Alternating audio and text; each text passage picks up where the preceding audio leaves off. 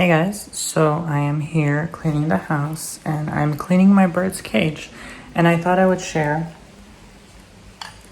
how to properly clean your bird's cage in case you have a bird enjoying some pink lemonade with seltzer water and ice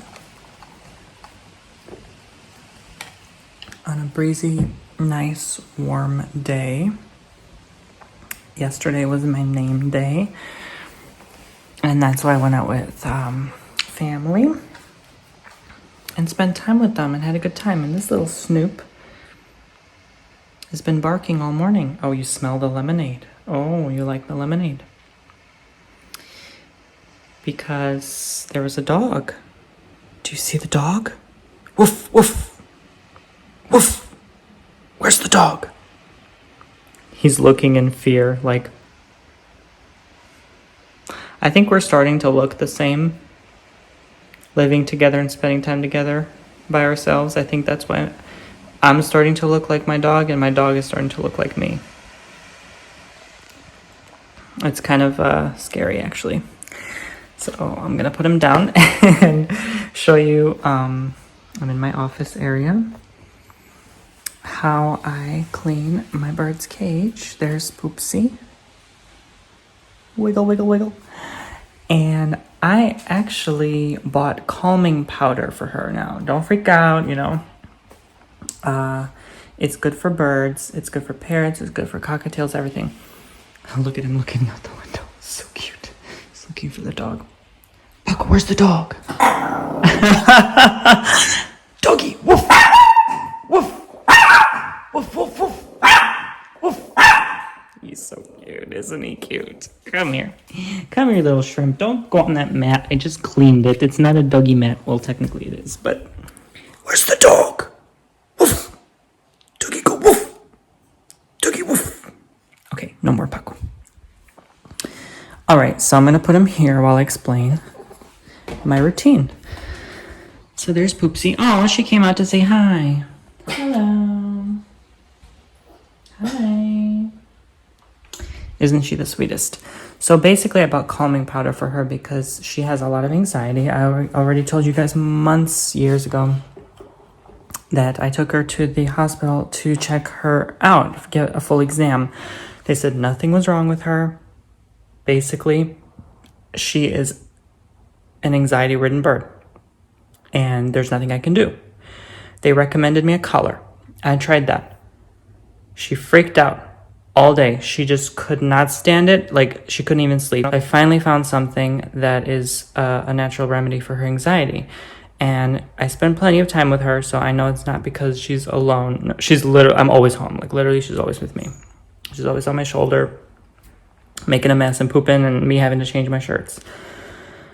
But I keep having to, like, remind her to stop plucking because she'll keep plucking and I'll be like, doot, doot. I'll do this and she'll be like, so, it's just something inside of her. So I tried like some different nutrients and different seeds. You know, I tried everything you could think of. I was even going to get her that cloth collar, but then she would pick at that. And it just, I don't want her to swallow like the strings and the cotton from that. Because she choked several times already on something that I gave her before. It was like some toy and she actually like started to choke. And I was like, oh my God, this is like not working. So basically... there's even like a calming spray that doesn't work. So now I'm trying the calming powder. So after all that money spent on the doctor visits and things I bought, nothing would work. I finally found something that actually like has excellent reviews, and I'm going to try it out and I'll let you guys know how it goes. I'm getting it sometime in a week or so. And I basically put like 1/4 of a teaspoon, mix it in her water, and it should calm her down and calm her nerves. It's similar to CBD, but not really. And CBD is okay for birds and dogs as well, but certain kinds, and you have to, again, ask the doctor as well. So I didn't want to do that, you know, because it also makes you kind of like lethargic and sluggish. And like my goal is to get her to finally fly again, right? Because she keeps plucking, so she can't fly. So basically, what she needs is not too calming where she doesn't even fly because she's so chill. Like, you know, but enough to be like, okay, I can stop plucking. I don't have to feel anxiety and I can fly because her feathers need some time to grow back. They've been pretty good at growing back, as you can see, but they still are like, she's plucking at them. Do you know what I'm saying? So much so that like I usually trim her wings every few weeks because they get grown too long. I haven't done that in probably a year by now because she keeps plucking them, and they just, I would rather her have this length. Like if you see like these yellow feathers, these I would usually trim down to about here, but I haven't even done that because I'm trying to encourage her to fly, you see, and she keeps tweezing where she can reach. Notice her head has all the feathers, right? Because she can't reach her little beak on her head. It's impossible, obviously. She can reach anywhere from here to here, and so she's just going at it wherever she can reach. Sorry, Poopsie. Trying to pet you. I change her toys, I alternate her diet, I alternate her food. She gets plenty of times outside. People think like, oh, you keep her in her cage all day. First of all, she has a cage meant for parrots. Her cage is only supposed to be like a third of this size, even a fourth. So I keep her in more than enough space, and she's never closed. Notice I always keep this open and this open, always. So when she was able to fly, she would always charter from there, to the chair and back. Like she would charter the whole house. She would fly in and out of rooms easily. And now I just take her and move her. I have to, you know, because she's technically disabled now because of this plucking. So I have to like watch her and take care of her and actually move her daily. So it's a huge responsibility on top of a dog and having to, you know, do my daily routine, you know, so I can only spend so much time. It was easier when obviously family was here. You know, she always talks to my mom. Like she just came over yesterday. I was like, and she's like, you know, talking with her. She's a good girl. And at one point I thought it was because of her age, but she's only almost 6 years old. So I know like these birds can live to 15. So it's mature, but not that old to where she can't like do daily things and be this disabled. So I'm like, there has to be a way, you know. We'll let you guys know how that works, if that works. If not, then I will do last resort, that clothing thing. It will really restrict her. One, she won't be able to fly, and two, she may still pick at the cotton. I don't want her to choke, so I have to keep an eye on her, and she has to wear it overnight and all the time, and like even while she's asleep, like she has to wear it all the time. It will grow her feathers, but she'll still need to pluck at something, and she'll still pluck at that. That's like a band-aid on anxiety, you know, like you can't put a band-aid, even medication is a band-aid on anxiety. There's a deep-rooted cause. So I feel like even the calming powder, maybe, but at least it'll alleviate the discomfort or the feelings or the fear that she may be experiencing. And I don't know where this fear comes from. I think it's because ever since we moved out of that apartment and all of a sudden into many people living in the same environment and someone that she didn't even ever know or see before, on top of getting a dog was probably a huge change, you know, all this much more space and room. She's never been in this large an apartment. It's not because of the move, because this is like the second time we've moved ever since I got her.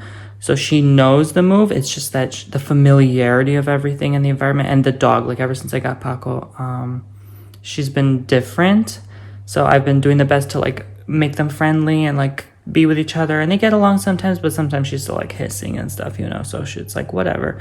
But I think it's a lot of maybe an internal thing, like how we all experience anxiety, same with birds, right? And we don't know why, we don't know where the anxiety come from. I can't like openly talk to the bird and be like, hey, why are you experiencing anxiety, like a therapist, you know? So I can only do the best I can, and I have done the best I can, even talk with other bird owners, you know, go on forums, do my research, tutorials on everything that cockatiels need for a healthy, happy life. And I've literally done it all. I mean, she has expensive diets, like top-notch quality food, everything she desires. So I'll let you guys know how that powder works basically for birds. And it looks like bird owners are happy with that. So I just thought I'd update you guys in this vlog real quick because there was a lot of concern and questions. So basically how I clean her cage, if you see here that's all messy, I'm gonna have to actually vacuum. Well, let me flip the camera. All right, so there we go. So basically I go ahead and put this in the wash every few weeks. For now it's fine because I just wipe it through with like a disinfectant. And then I go ahead and clean all of these bars here with disinfectant as well. this I'm gonna vacuum because that I was actually scraping with this tool, and I use a scraper tool like this. It's getting there. I have to probably buy a new one if I can find it, but it's like basically like looks like little barbed wire, and it collects all of their poop and stuff. And I have this special mat on the bottom just to like scrape off the poop, because this collects all of it because she's there often, and it just plunk drops there. So this is the result of scraping all of that. I know, gross. You also have to get under the cage. People forget that. This is a pull-out that goes in there. It just slides in there like a slot. Clean this out, wipe this out with disinfectant and paper towels. Make sure it's not wet. Properly dispose of any trash. I get aluminum foil and place it out like this so that I don't damage the metal, because this cage was uber expensive. So I want it to last as long as possible, correct? And then I use that blue scraper tool, yes, Poopsie, and I scrape all the dung right there, which I will do soon. Anything that accumulated from her perches, I scrape all of those things. And then on top of that, I wipe them down with a disinfectant after. Same with all her perches. There's her toy, she doesn't want it to go on. And then I wipe the inside of the cage as well, okay, because it adds up and accumulates dust over time. And that's pretty much how I do it. You know, most cages have like these bars that actually come out and you clean it. Not this cage, it's just stays still there. So that's kind of what I do, and then just vacuum everything. I even vacuum this because this accumulates bird dust. And cockatiels have micro powder. They're one of the only birds who has that really is just like the finest white powder that just flies everywhere. So it's important to even mop and vacuum and clean and broom and wipe down surfaces. And I have this here as a support on the bottom so that my dog doesn't get in and eat seeds or like some of her poop or something on accident. Obviously I have to vacuum all of this. Yeah, because he likes to get in all the corners, and this is his little play area as well. So that's pretty much how you do it. I do this every 2 weeks because they poop literally every half hour, so it accumulates over time here, along with her millet, which I put aside here, and her water bowl while I'm cleaning so it doesn't spill over. You see how this millet goes pretty fast, and the seeds, and they fall, and you have to clean up all of that. So it's just convenient when you have foil. So it's far below, so her little beak cannot access it. It's literally impossible for her to accidentally eat some of it, okay? I've done it thousands of times, probably by now.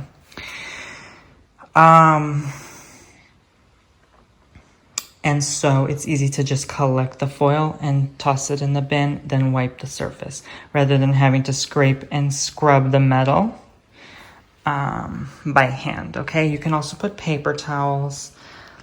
You know, I like to put foil because that's a little secret. Like when you're just sitting here working on the computer and you hear, like you can actually hear like the drop, like listen. Like, yeah.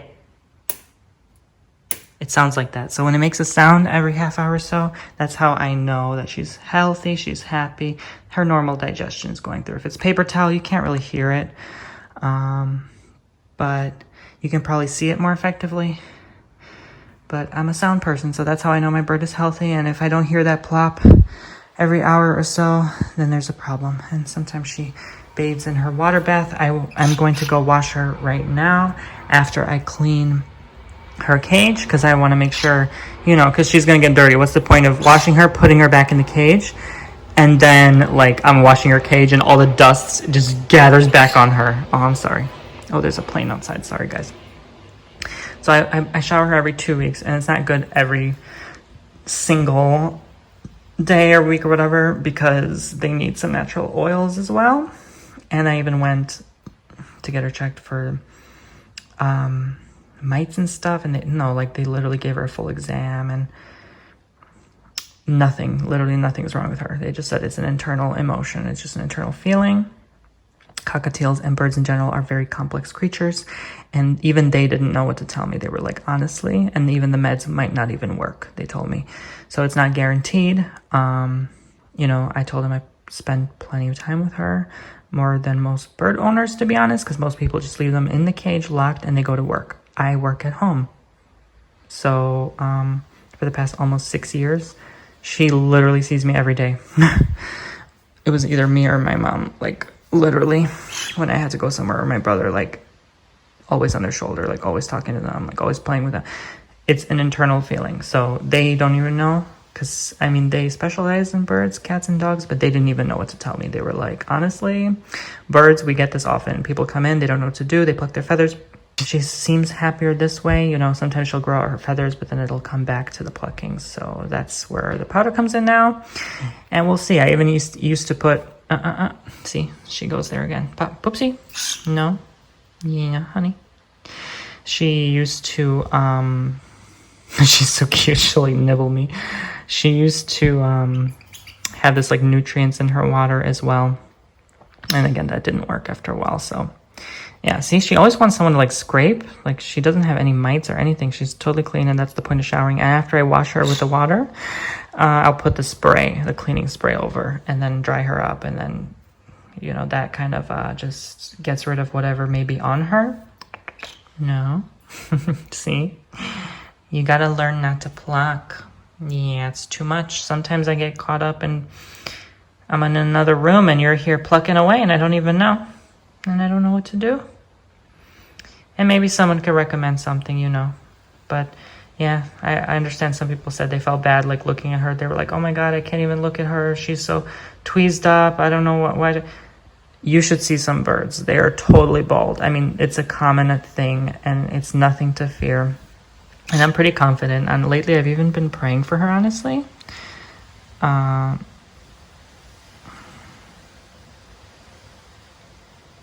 And I don't know, it seems to work. I've just been praying for her, saying, your feathers are growing back, you can fly. In Jesus' name, you know. Just anything I can. I even actually, like, when I got hypno work done once, I actually, like, did some, like, spiritual, like, prayer or something for her. And it didn't work, but, you know, there's some power and intention, I guess. But that's one reason I always keep my computer here, because I like to like keep an eye on her and work out of this area. But see, she goes back to it, and like you can spend all the time you want in the world with her. I've literally been sitting here for like 20 minutes and she'll still go back to tweezing because it's a habit. And she's been doing that since day one, honestly. Like, she's been self-cleaning like crazy, but never to the point where she's actually physically pulling out her feathers. So I really don't know what to say. We're just going to have a wait and see approach, and I'll keep you guys updated. I'm really doing my best right now lately, more than ever, to keep her in top-notch condition and keep her feathers here as much as possible, and just keep an eye on her with me. So yeah, that's an update. So that's how I clean the cage. And yeah, keeping a window open as well to ventilate out those microparticles that come out when she plucks and tweezes. So if you own a cockatiel, just make sure it is more responsibility than you think, and that you shouldn't just get a cockatiel just because they look pretty and cute and yellow and they look like little flying Pikachus. You're gonna have to spend more time probably than most birds, or like even parrots, if I'm honest. Don't let their size confuse you, because they are social, so they do require.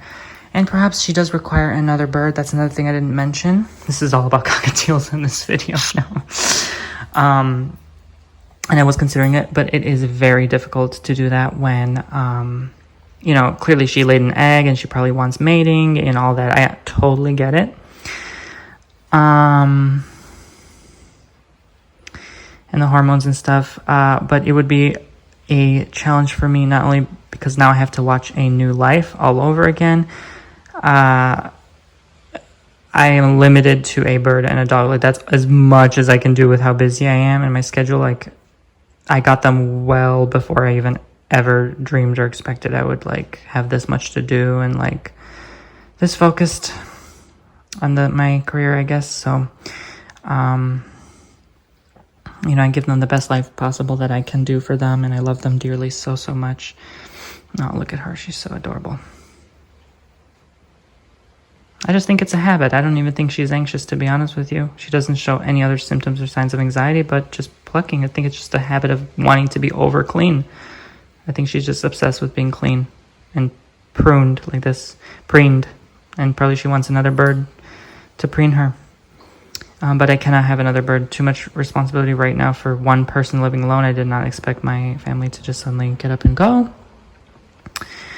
And also the noise. Like, I cannot film ASMR sometimes, even with her alone. Like, she'll just be chirping and chirping.